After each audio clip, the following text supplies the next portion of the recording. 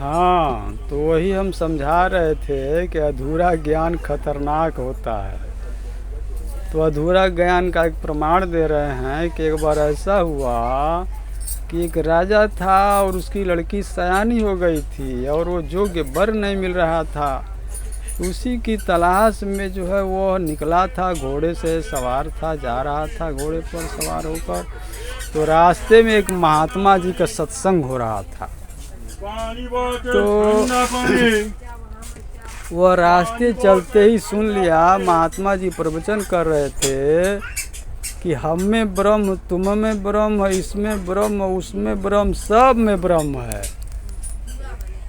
तो वहीं से राजा लौट पड़ा और घर पर आया तो बड़ा प्रसन्नचित्त था। तो उसकी पत्नी मतलब रानी ने पूछा, अरे भाई क्या हुआ, लड़का मिल गया? हाँ लड़का मिल गया। कहाँ है, कैसा है? वो बड़ा खुश हुई। तो राजा ने कहा, मैं ही वो लड़का हूँ, मैं अपनी लड़की से शादी करूँगा।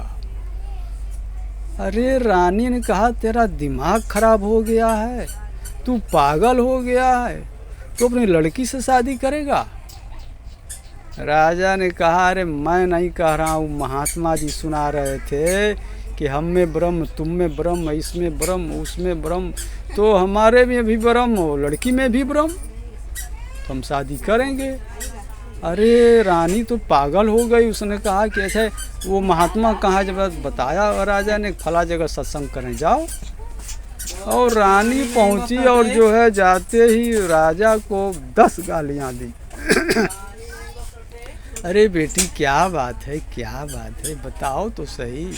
फिर 10 गालियां दी। तूने ऐसी शिक्षा दे दी कि मेरा पति जो है, राजा जो अपनी लड़की से शादी करने जा रहा है।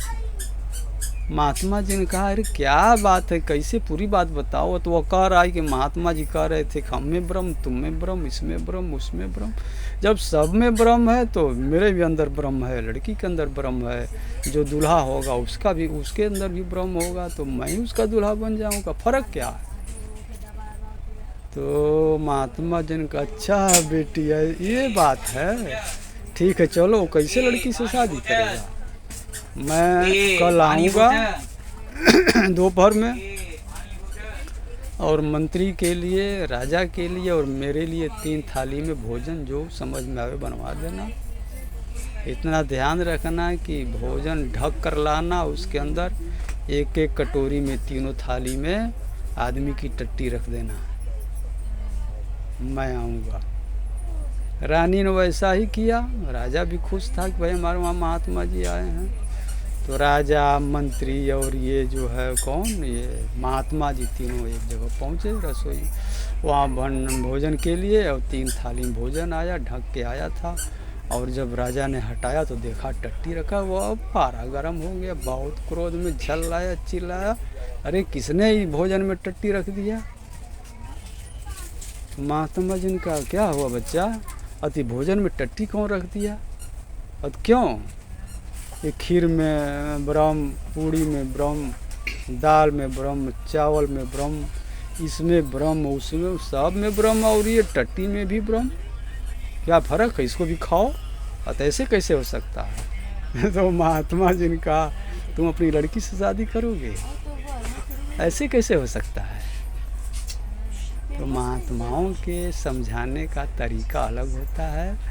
और कहा है कि जस केले के पात में पात, पात में बात, ऐसे संतन के बात में बात, बात में बात। कहने वाले से समझने वाला समझदार होना चाहिए। अभी हम सुने एक महात्मा जी वो टीवी पे सुना रहे थे कि जो भागवत कथा एक बार सुन लेता है उसको मुक्ति और मोक्ष मिल जाता है। हमारे समझ में बात नहीं आ रही है कि भागवत कथा सुन लेने से ही मुक्ति और मोक्ष मिल जाता, जन्म मरण से छुटकारा मिल जाता। तो अभी लगा था कुंभ का नहान, उसमें हमने देखा एक थे, वो हाथ उठाए थे, हाथ उनका सूख गया था, हाँ, कईयों वर्षों से। तो भाई काहे को हाथ उठा के सुखा रहे हैं, तकलीफ उठा रहे हैं? भागवत कथा सुन लीजिए, मुक्ति हो जाएगी। और एक थे जो है वो एक पैर पर खड़े थे कितने वर्षों से।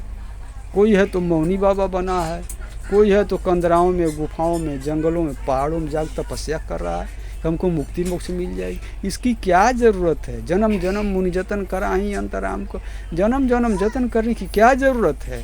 भागवत कथा सुन लीजिए। इतना धोखा, इतना फ्रॉड चारों तरफ फैला हुआ है कि भोली भाली जनता को मूर्ख बनाकर लूटा जा रहा है। हमको तो नितिन दास जी महाराज शहंशाहों के शहंशाह, गुरुओं के गुरु, ईश्वरों के ईश्वर, संत शिरोमणि नितिन दास जी मिले, मेरा कल्याण हो गया, मैं धन्य हो गया। जो 45 साल में बाबा जय गुरुदेव के शरण में रहने पर नहीं मिली जो चीज़, वो पल भर में नितिन दास जी महाराज ने हमें दे दी, हमें जन्म मरण से छुटकारा दिला दिया। अब आप विचार कीजिए। अब ज़्यादा हम नहीं बोलेंगे, वीडियो लंबी हो जाएगी। साहिब बंदगी सतनाम।